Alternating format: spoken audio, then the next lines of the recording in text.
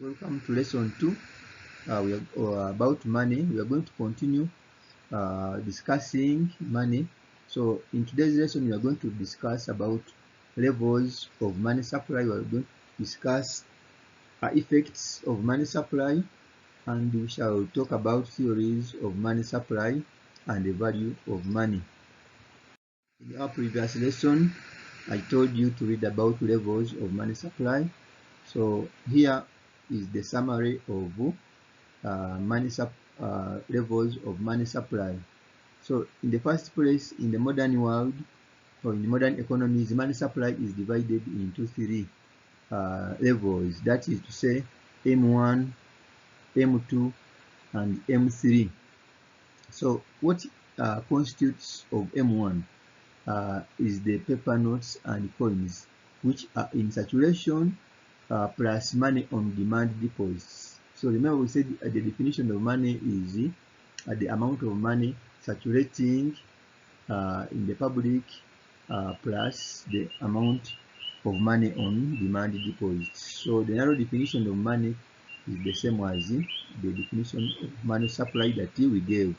And then M2, we refer to it as broad money, and this refers to money supply that involves M1 or notes and coins and demand deposits plus time deposits. So time deposits, those are deposits on which bank customers keep their money, but they cannot access those accounts whenever they want. They have to give a notice to the bank before they will withdraw their money. So the case in particular, we have the savings accounts and the fixed deposit accounts. So M1 plus money on time deposits, we refer to it as M2. Now we have the third one, which is M3, and we call it broader money. So the broader money now involves M1, it involves M2 plus money market instruments. So money market instruments, we have like treasury bonds, we have bills of exchange, among others. So M3 now consists of all other forms of money or items which can be liquidated into cash. So M3 is M2 plus M1 plus the market money instruments. So let's look at the positive effects of money supply. First of all, it encourages investment if it is channeled through bank loans. So if money supply is done through the banking system by creating credit in form of loans to the public, then that one increases investment. Then it increases demand for commodities by expanding the purchasing power of the public. So when there is more money supply, then the purchasing power of the public increases, thereby increasing demand for items. And then we have it increases employment by expanding production opportunities. Since it increases the purchasing power of the public, the increase in the purchasing power now will influence or bring about an increase in investment, since firms will wish to increase supply on the market to match the demand, thereby expanding employment opportunities. And then the next one, it checks on depression or recession by increasing aggregate demand. So we know that during a time of recession or depression, the level of economic activities is too low. So now to stimulate the economy to go back to stability, then there should be an increase in money supply, which pushes the prices up, and then that one makes investors to increase investment and even encourages firms to increase output, thereby bringing the economy out of a recession. Then it increases tax revenue. If there is no inflation, money supply enables increase in money supply enables government to generate more tax revenue through indirect and direct taxes imposed on individuals and on companies and on items.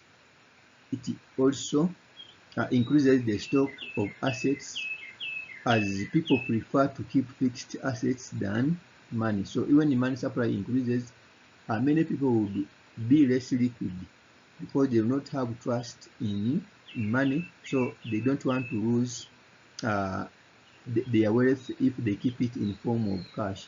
So they will convert their money into fixed assets, which they are sure that they will not lose value over time.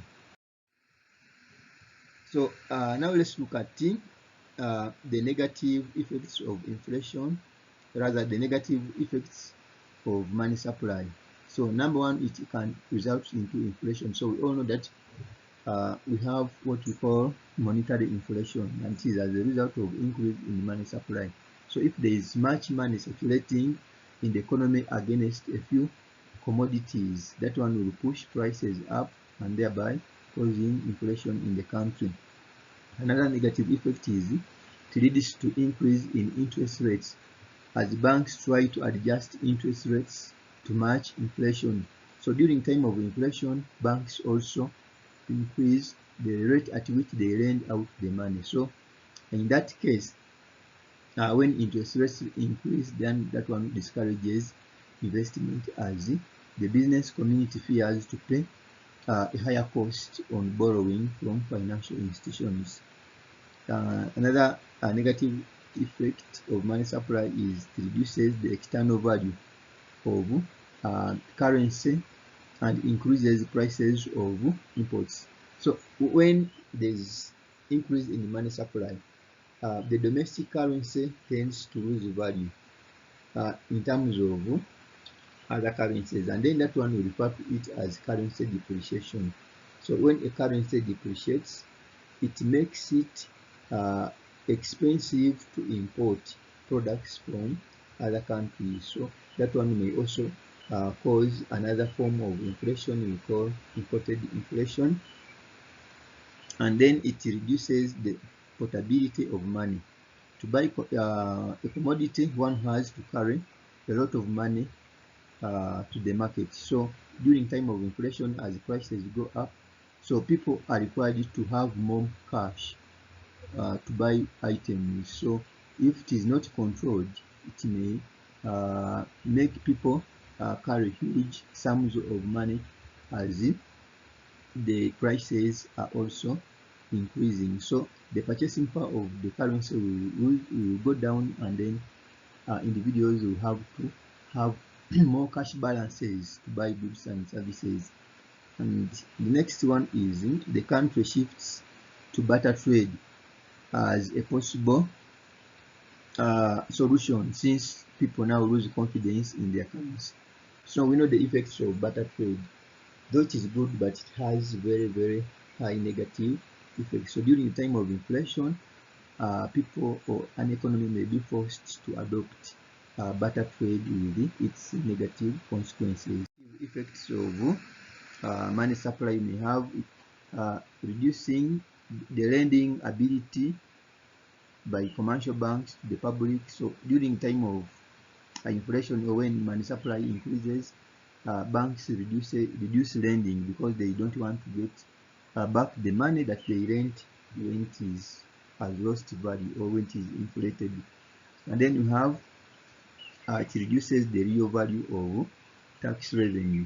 So if there is inflation, then the tax revenue reduces in terms of value. You can take an example. If government is going to construct a road of 10 kilometers and is going to use, let's say, $10 million to construct the road of 10 kilometers. So if they have that in the budget that 10 kilometers will cost $10 million. And then if inflation sets in, say, at a rate of, say, 7%, then money will lose value, the tax revenue will lose value by 7%. So they will need to get extra 7% of the budget that they planned to top it up in order to finish that project. So that one is disadvantageous to government. Then it reduces the local production as the producer shifts resources to production of exports whose prices are stable in the world market. So domestic producers would wish to produce products for export and not for domestic consumption, because in the domestic market prices will not be stable, but for the world market prices will be stable. So they will wish to produce for the international community other than the local market. Then you have, it reduces the cost, it increases the cost of production and eventually reduces production. So when there is inflation or increase in prices, then the cost of production increases since farms have to purchase raw materials and pay workers. So that one increases their operation costs, which may lead to reduction in production of goods and services in the country. We have discussed money supply. So now let's go to theories of money demand. So remember, in our previous lesson we talked about the demand for money. Then we said the demand for money refers to the willingness by individuals to hold their cash, their wealth in form of cash other than in form of assets. So demand for money sets the same as liquidity preference, and we discussed the determinants of liquidity preference. So we are going to go to the next part of it and discuss theories of money demand. So money demand is the same as liquidity preference. So we have two theories that you can use to explain the demand for money demand. So the first one is Keynesian theory of money demand, and the second one is classical quantity theory of money. So let's begin by discussing the Keynesian theory of money demand. So according to Lord Maynard Keynes, individuals demand for money for three major motives, though in some books we find four, but we have three typical reasons as to why people demand for money. So the first one is the transaction motive.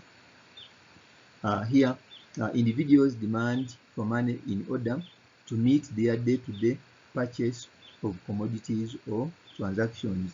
So the level of transactions depend on individuals' incomes and the prices of commodities. So that's the first reason or motive for holding cash. It is for transaction motive. People keep cash in order to effect transactions in buying goods and services on market. Then the second motive is what we call a precautionary motive.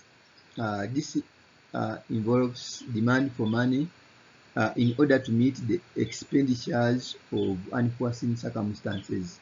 For example, expenditure on sickness, car breakdown, among others. So this also depends on one's level of income. So another reason why individuals have to keep cash is they want to meet those situations of uncertainty, like falling sick, having abrupt visitors, among others. So the third reason or motive for holding cash is what we call the speculative motive. For this reason, money is held in form of cash in order to earn income through buying and selling of government securities. So this depends on the interest rates on the government securities or treasury bills and bonds. When the interest rate on the bonds fall, the speculators prefer cash than buying bonds, and if interest rates increase on government bonds, then speculators prefer to hold bonds than holding cash. So now this is the third motive for holding cash. Let's look at the second theory, and this is the classical quantity theory of money, or sometimes we refer to it as the Arrhenius-Fisher's equation of exchange. So in its earliest formation, this theory held that change in price level or in value of money was closely connected to changes in money supply, stress, paribus, or holding other factors constant. Hence, this theory stated that an increase in the quantity of money would bring about a proportionate increase in the general price level and decrease in the money value. So according to the theory, we see that when the money supply increases, then the rate at which money increases in circulation will bring about a proportionate change or increase in price of goods and services, or the general price in the economy, and the value of money will decrease by the same rate. So symbolically, we have that money supply, or the quantity of money, is equal to M times P, M representing money supply and P representing price. So later, this theory was revised by an American economist called Professor Arrhenius Fisher. So Fisher introduced two new variables. So before we had M and P, and now Fisher introduced two more other variables to improve on the quantity theory of money. And then he introduced the volume of transaction represented by T, and the velocity of circulation represented by V. So hence, according to Fisher, the classical quantity theory of money, or demand for money, states that keeping the level of transaction and the velocity of money constant, the general price level of goods and services is determined by the stock of money circulating in the economy. So this theory is illustrated by Arrhenius Fisher's equation of exchange, which states that MV is equal to PT. MV is equal to PT.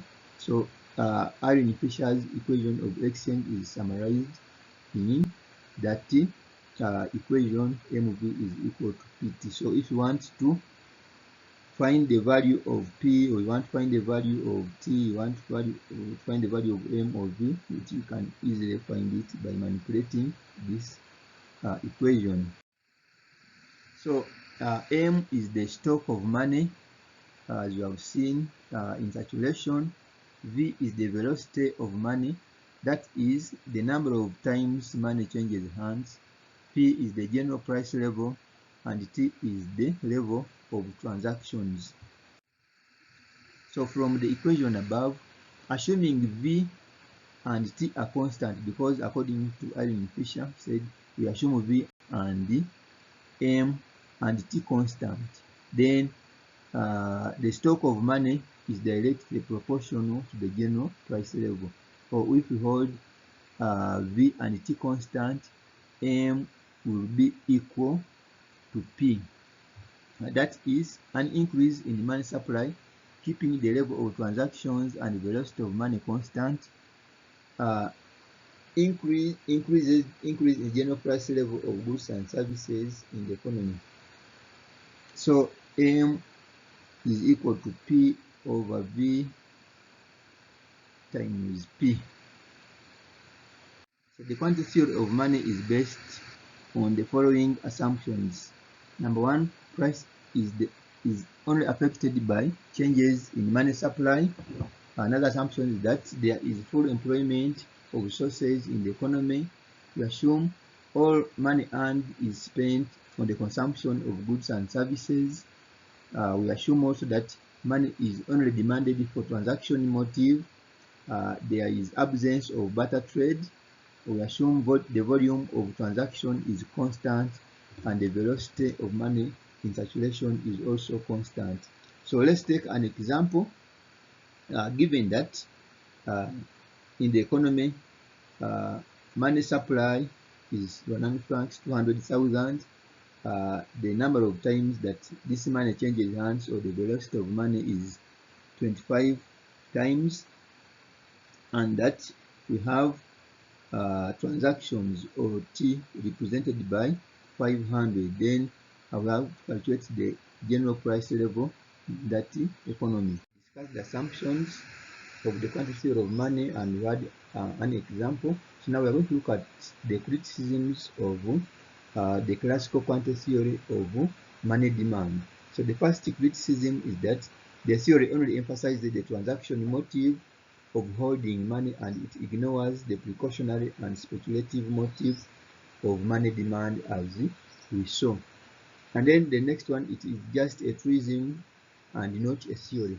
It merely shows that the four variables M, V, P, and T are related. So this theory is maybe not a theory but a truism, trying to emphasize or showing us that the four variables M, V, P, and T are related.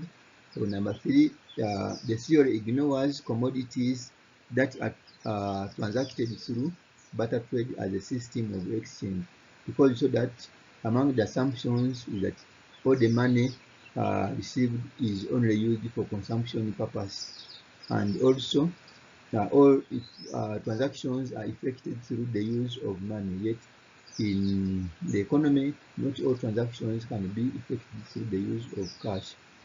The theory only explains the changes in the value of money, but not how the value of money is determined. Okay, to continue, the assumption that uh, uh, the quantity of items purchased and the velocity of money in circulation is held constant is unrealistic, as suggested in the assumption. This is because they are affected by expenditure behaviors and hoarding habits of the consumers. The next limitation is that it assumes a general price level which is unrealistic. This is because there exists a series of levels of commodities in the economy. So assuming a general price level is not true, because we have different prices and then for different items in the economy. The other assumption is that the four variables M, V, P, and T are independent of another, as the theory assumes. This is because a change in one induces change in other variables. So it's not true that M, V, P, and T are not dependent. So they are dependent, because a change in one will induce change in others. On the other hand, if the country has many unemployed resources, the increase in money supply leads to increase in output of goods and services, which makes the price to fall or not to change at all. So that is another criticism. We also have that an increase in the money supply may result into higher savings if the marginal propensity to save is high. This reduces the velocity of money in circulation and may cause a fall in price of items. So if people save more of their incomes than consuming it, then that increases instead savings than consumption. So by assumption, so that all the incomes received are used for consumption, which is not always the case. Some money is used on savings. Then the theory ignores haggling as a method of price determination in the market. So haggling, we all know that that is the negotiation between the buyer and seller to determine the price of the product. So the price can be determined through haggling, not just having a general price level as the theory suggests. It does not take into account other causes of price increase or inflation, like cost push, inflation, breakdown of infrastructure, among others. So we may have other causes of changes in price increase other than money supply, like if infrastructure, like roads, like bridges, hydroelectric power dams breakdown. That one will cause changes in prices because there will be limited supply of commodities in the market. Then Signal has influence of interest rates. So an interest rate is the cost of borrowing. So when you borrow money, the charge that you pay is the one that we refer to as an interest rate. So the theory cannot be complete without mentioning interest rate as the major determinant of money demand in the economy, because when interest rates are low, then money demand increases. When interest rates are high, money demand reduce. So the money supply is manipulated by mainly interest rates. So you cannot complete this theory before you talk about in the role of interest rates in price determination. Then the theory ignores government control over prices in the market. So like in Rwanda, we have the institution of rural, which regulates prices for basic utilities like internet, like electricity, water. So government intervenes in the market to regulate prices of some selected items. So the theory does not put into consideration government role in the market to determine prices of essential commodities. So what do we call the value of money? So the value of money refers to the amount of commodities a given unit of money can purchase. So this depends on the general price level. The higher the price level, the lower the value of money, and the vice versa. So nominal value, this is the numerical value attached to a unit of currency as printed or as embossed on its face. And then we have what we call a real value. This is the real purchasing power of a unit of currency, and it depends on the price levels within the economy. So the real value is the